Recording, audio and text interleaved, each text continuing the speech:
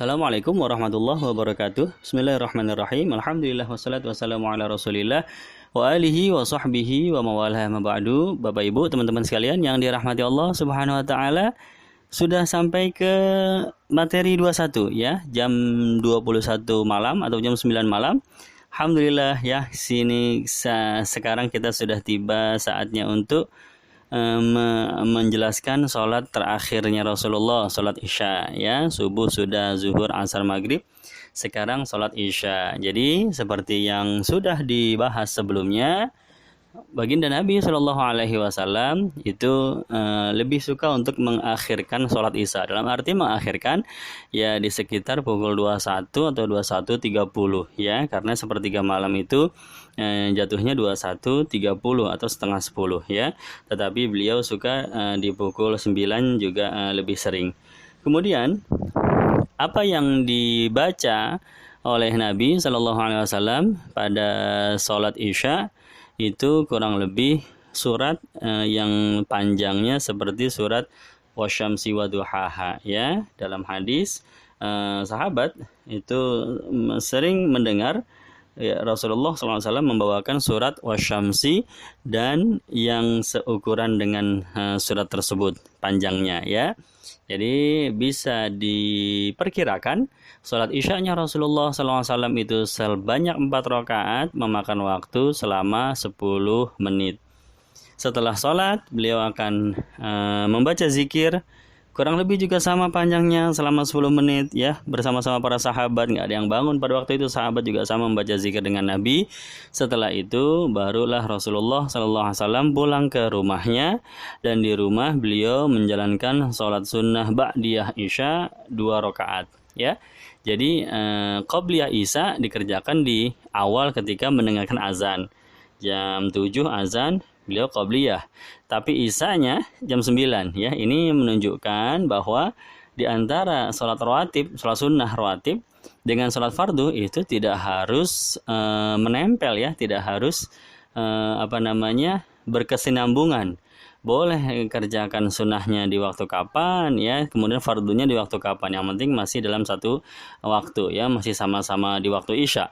Ya, qobliyahnya jam 7, Isyanya jam 9. Kalau pun kita mau ba'diyah jam 12 misalnya, itu nggak kenapa-napa ya. Sebagaimana Rasulullah SAW antara qobliyah dengan fardu dipisah ya, terpaut jeda lama sekali, kurang lebih 2 jam. Tapi antara fardu dengan ba'diyahnya disambung ya, sampai rumah beliau sudah langsung sholat ba'diyah. Jadi mau berkesinambungan boleh, mau dijeda dengan beberapa waktu lamanya juga tidak apa-apa ya. Ini salah satu daripada hikmah beliau melaksanakan sholat sunnah tersebut.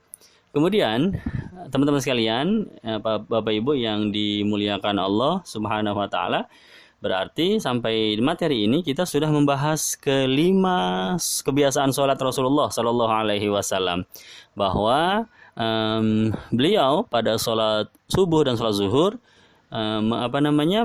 menunggu hingga setengah jam.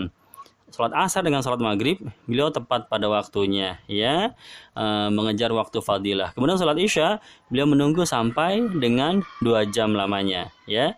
Ini menunjukkan bahwa di waktu-waktu tertentu ya, di mana memang ada alasan yang dibenarkan oleh syariat, kita diperbolehkan menunda sholat ya. Tetapi ketika tidak ada alasan yang dibenarkan oleh syariat, kita tidak dianjurkan untuk menunda sholat ya. Contoh, dalam rangka menunggu sholat berjamaah ya, boleh tuh kita menunda sholat ya, karena kita yakin akan dapat jamaah ya. Misalnya azan zuhur jam 12, kita berangkat ke masjid, tiba-tiba nggak ada orang, kita doang sendiri, nggak ada yang bisa diajak berjamaah. Berdua kan jamaah minimal berdua, sendiri nggak bisa ya. Padahal kita tahu di sebelah masjid tersebut ya, contohnya ya,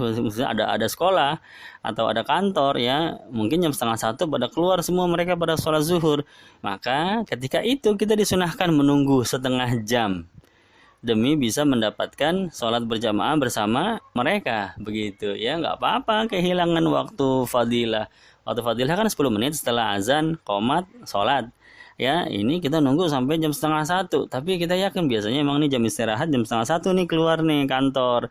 Maka kita sholat, kita menunggu sampai setengah jam, itu tidak apa-apa, bahkan disunahkan ya. Karena alasannya dibenarkan oleh syariat. Inilah dia yang ingin dicontohkan oleh Rasulullah Sallallahu Alaihi Wasallam, ingin disampaikan oleh baginda Nabi Sallallahu Alaihi Wasallam. Ya, begitu. Contoh yang sudah sering kita ulang-ulang lagi, kita singgung-singgung lagi adalah thalabul ilm setelah maghrib atau setelah isya. Ya, kalau menyebabkan tertundanya sholat fardu isya ya nggak apa-apa ya begitu. Karena itu alasan yang dibenarkan oleh syariat. Ya, seperti itu. Ini kesimpulan dari kelima waktu sholat yang dilaksanakan oleh Rasulullah SAW. Jadi tidak bisa kita tiru begitu saja tanpa kita melihat ilmu di belakangnya. Ya, wah pokoknya apapun yang terjadi, sholat subuh Nabi itu setengah jam setelah azan. Maka kita sholat subuhnya setengah jam juga setelah azan, yang nggak bisa begitu. Ya, melainkan kita pakai ilmu. Kita melihat apa latar belakang yang ada di balik kebiasaan Rasulullah SAW tersebut. Ya, baik seperti itu, Bapak Ibu, teman-teman sekalian. Kebiasaan sholat baginda Nabi Muhammad Sallallahu Alaihi Wasallam ya, dan dari sini juga kita bisa melihat di antara kelima sholat tersebut yang paling panjang adalah sholat subuh ya, sampai dengan 20 menit ya, 1 rakaat 10 menit ya, dari jumlah ayatnya juga 100 ayat ya. Kemudian yang paling pendek adalah sholat maghrib, karena yang dibaca adalah surat-surat yang menengah menuju pendek ya. Bukan surat-surat yang menengah saja, tapi menengah agak menuju pendek. Surat-surat menengah dibaca pada sholat isya ya, wasyamsi waduhaha, dan yang setara dengan wasyamsi. Kemudian zuhur dengan asar juga sama, tidak terlalu panjang. Rata-rata 10 menit. Zuhur, asar, maghrib, isya rata-rata 10 menit. Kecuali subuh ya, beliau rata-rata 20 menit. Ini menunjukkan bahwa sholat ada kalanya dipanjangkan, ada kalanya dipendekkan, mengikuti daripada situasi dan kondisi para jamaah ya. Bahkan dalam sebuah hadis Rasulullah SAW pernah sedang memulai sholat ya, beliau sudah ada niat untuk membaca surat-surat panjang ya. Tiba-tiba lagi sholat tersebut Nabi SAW mendengar suara tangisan bayi ya, suara tangisan bayi di masjid. Maka Nabi mempercepat sholat berjamaah. Setelah selesai, assalamualaikum ya, kemudian baca zikir sholat. Kemudian Nabi menceritakan alasannya, kenapa tadi sholat ini dipercepat. Karena aku mendengar suara tangisan bayi ya, aku tidak bisa membayangkan, kata Nabi SAW, bagaimana sang ibu pasti resah hatinya ya, karena sang ibu sudah terlanjur berada di dalam sholat ya, jadi tidak bisa menggendong bayinya tersebut untuk mendiamkan bayi.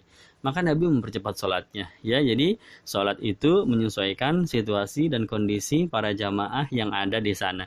Ada kalanya dipanjangkan, ada kalanya dipendekkan ya, begitu.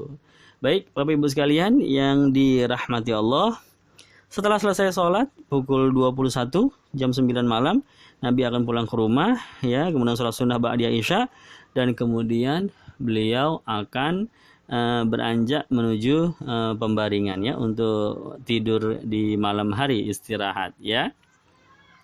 Beliau masih punya wudhu, maka beliau tidak berwudhu lagi. Kecuali kalau beliau batal, maka beliau berwudhu dulu, baru kemudian naik ke atas tempat tidurnya ya. Pertama, beliau mengganti baju. Jadi Nabi Muhammad SAW punya pakaian khusus dari bahan yang lebih ringan, lebih adem ya, dan nyaman untuk tidur.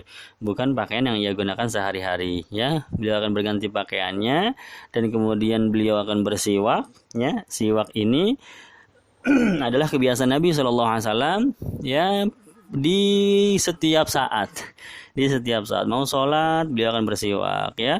Kemudian mau berwudu beliau akan bersiwak, mau tidur beliau akan bersiwak, ya. Mau mulai majelis, ya, memberikan nasihat, memberikan pelajaran kepada para sahabat beliau akan bersiwak. Jadi mana-mana Nabi SAW itu senantiasa terlihat dengan siwaknya. Di mana ada Nabi, di situ ada siwak, ya.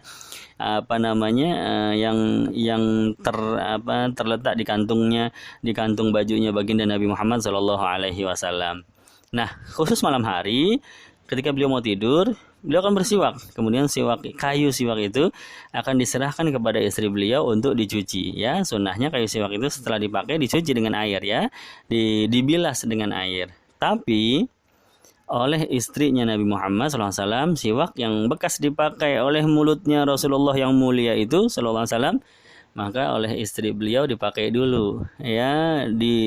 Istri beliau bersiwak dulu dengan siwak dari bekas mulutnya baginda Nabi Muhammad SAW, ya, baru kemudian dicuci. Jadi ingin mengambil daripada keberkahan yang baru saja dipakai oleh Rasulullah SAW, baru dipakai dulu, baru kemudian dicuci, ya. Ini dari cerita Sayyidatuna Aisyah radhiyallahu anha. Setelah dicuci, siwak itu akan diletakkan di samping kepala beliau, ya. Sewaktu-waktu beliau terbangun di tengah-tengah tidurnya, maka akan bersiwak kemudian tidur kembali. Atau kalau memang beliau sudah bangun tidur, yang pertama kali diraih adalah siwaknya, ya, sallallahu alaihi wa alihi wa sahbihi wasallam. Demikian kemudian beliau tidur berbaring menghadap ke kanan, ya, dan juga di sebelah kanannya adalah arah kiblat, yaitu posisi kasurnya Rasulullah SAW seperti itu, ya. Beliau akan tidur di atas kasur beliau, walaupun tidak bisa disebut kasur, ya. Kenapa? Karena bahannya adalah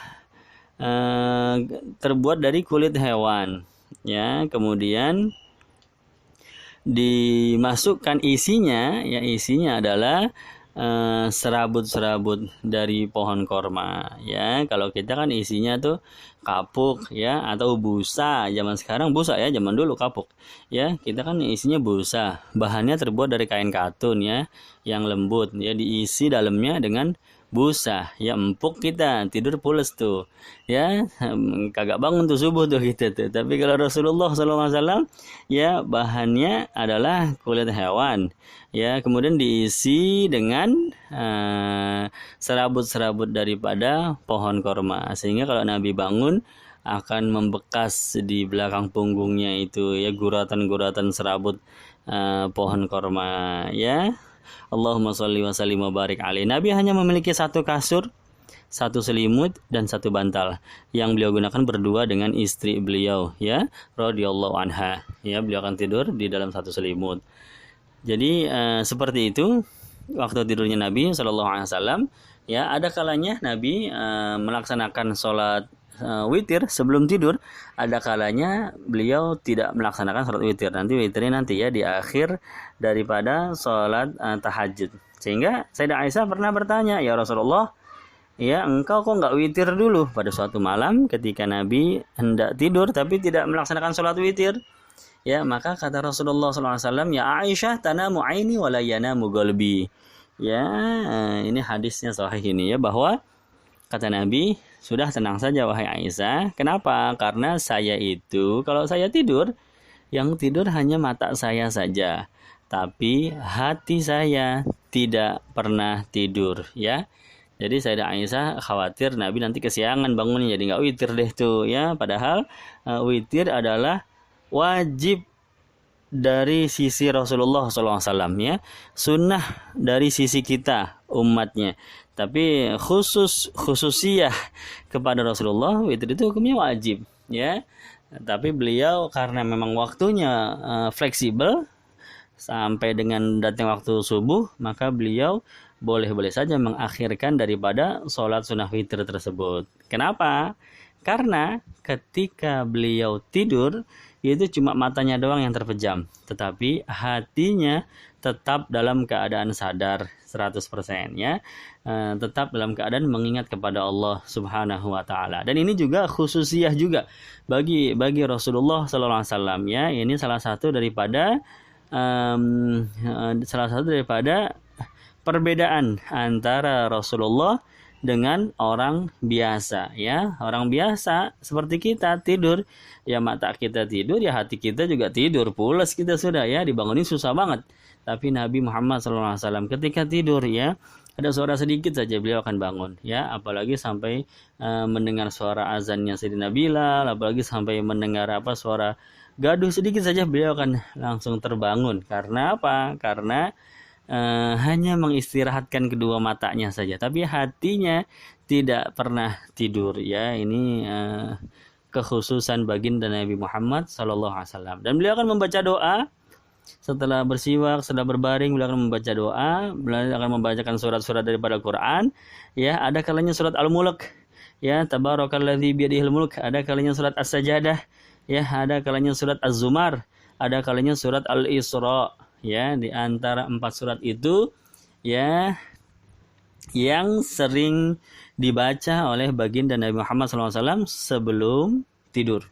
Sebelum tidur beliau akan membaca daripada keempat surat tersebut. Dan kemudian doa-doa Nabi sebelum tidur dan zikir-zikir yang beliau baca sebelum tidur yang banyak sekali jumlahnya, bisa kita dapatkan di dalam kitab-kitab zikir, kitab-kitab doa ya.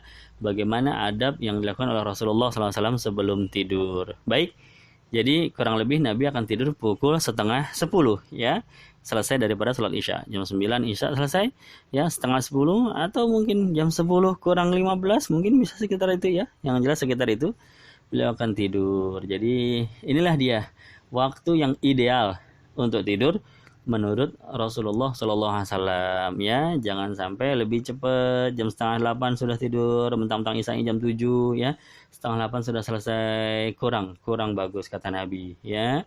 Nah, bagusnya seperti itu. Jam 9 sudah bagus, nggak apa-apa ya.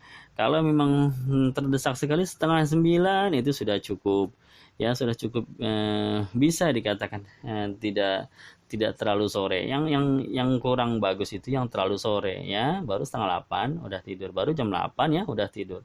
Begitu ya. Baik. Bapak Ibu, teman-teman sekalian, demikian apa yang dapat kita dengarkan dari materi 21 ini. Mudah-mudahan bermanfaat. Billahi taufiq wal hidayah. Wassalamualaikum warahmatullahi wabarakatuh.